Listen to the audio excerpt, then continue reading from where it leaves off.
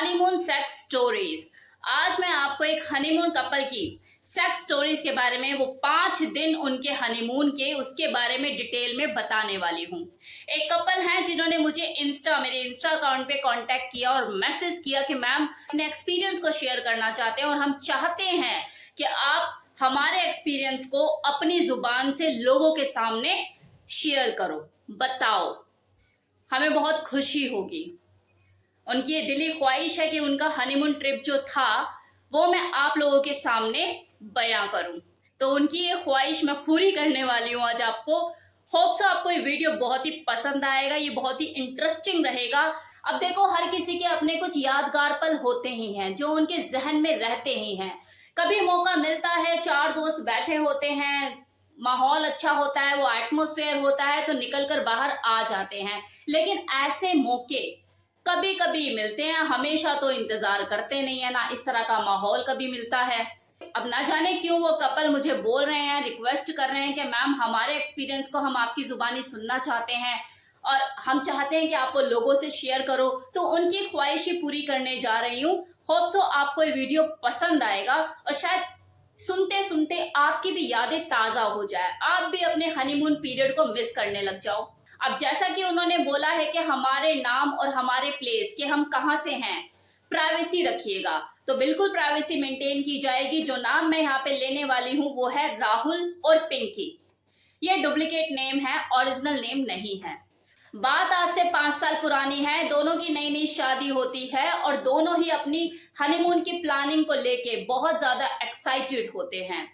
मनाली का package book करते हैं 1 हफ्ते का और पैकिंग में बिजी हो जाते हैं। पूरा लगेज वगैरह तैयार हो जाता है, हॉट ड्रेसेस से, नाइटी से, कोई सिल्क में, अलग अलग फैब्रिक में, पूरा रोमांटिक माहौल। अलग सी बेचैनी, वो कपकपाहट, वो एक्साइटमेंट, वो जुनून, सारी चीजें एक साथ मन में हिल्लोरे मार रही होती है कि क्या होगा, कैसे नहीं।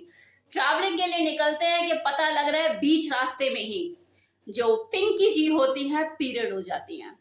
मूड उसका वहीं खराब, यार अब क्या होगा, कैसे होगा, पूरी ऐसी तैसी हो गई। ये तो बैंड बज गई मेरी, अब क्या होगा, मेरा तो पूरा मजा ही खराब हो गया। मैं कैसे अब कोऑपरेट करूंगी, कैसे क्या होगा, कुछ समझ नहीं आ रहा है। अब क्योंकि वो ट्रैवलिंग के टाइम पे अकेले होते हैं साथ में, तो मूड भी ऐसा ही होता है कि हाँ कुछ हल्की फुल्की शरारत। तो जहां मौका मिला किस करना शुरू या स्मूच करना शुरू, तो पता लग रहा है कि पीरियड का फ्लो और ज्यादा बहने लग गया और डिस्टरबेंस।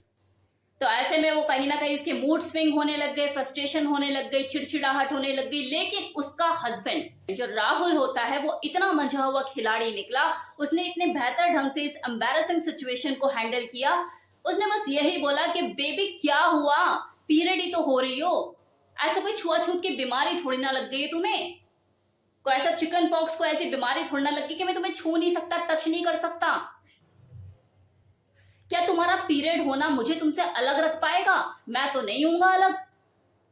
और उसने उसके मूड को फ्रेश करके, उसे एकदम, उसका जो मूड खराब हो गया था उसे एकदम से उसने चेंज कर दिया और पकड़ के उसे बस अपने बाहों में पकड़ के स्मूच करना, किस करना शुरू कर दिया, एकदम उसे कंफर्टेबल कर दिया।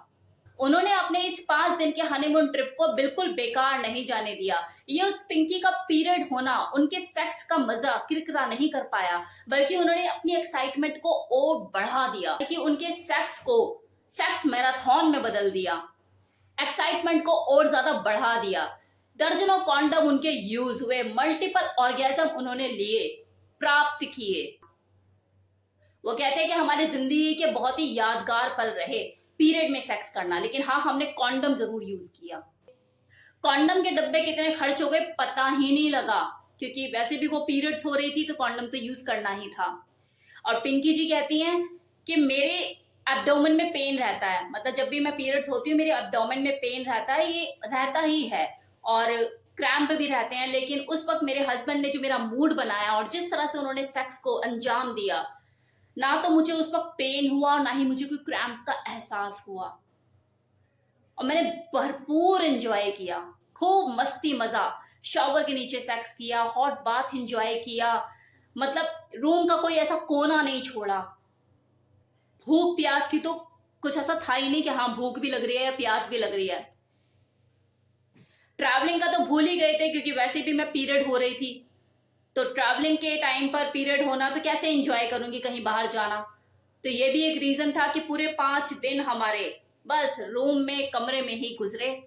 दिन का पता नहीं, रात का पता नहीं, शाम का पता नहीं। जैसे आपने अपनी वीडियो में एक बताया था सेक्स मैराथन, वही चीज हुई है।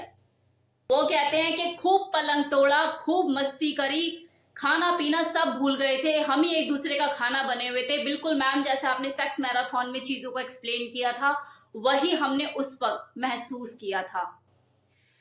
और राहुल जी बोलते हैं कि मेरी वाइफ की जो बॉडी थी उस पर रेड स्पॉट पड़ गए थे, तो घर जाते हुए डर भी लग रहा था यार कोई देखेगा तो क्या बोलेगा। लेकिन नई नई शादी के टाइम पे जो जो न्यू मैरिड कपल होते हैं उनमें जो वाइफ होती है उसको पूरा ढक ढका के रखा जाता है, तो उस चीज ने काम किया कि पूरी कवर्ड थी मेरी वाइफ, तो कोई पता नहीं कर पाया।